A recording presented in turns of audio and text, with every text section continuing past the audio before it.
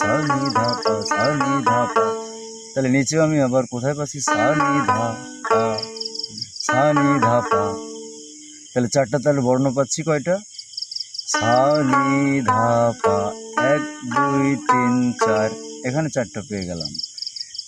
সা রে গা মা পা ধা নি সা, এখানে পাচ্ছি 6 পরে একটা 7, তাহলে 7 4 11।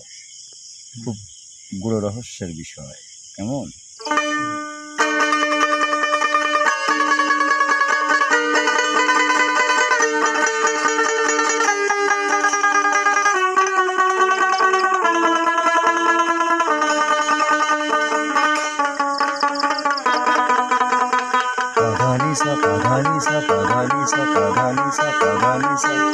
এটাকে 3টা লয়ের উপরে ভাগ করে নিয়ে প্র্যাকটিস করতে হবে।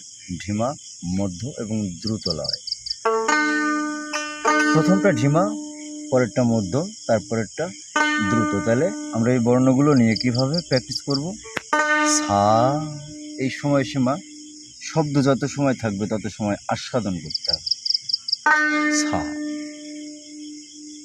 জোয়ার চলছে, শেষ হয়ে গেল। রে, এখানে কিন্তু খুব সুন্দর স্পর্শ দিতে হবে। রে, শেষ হয়ে গেল।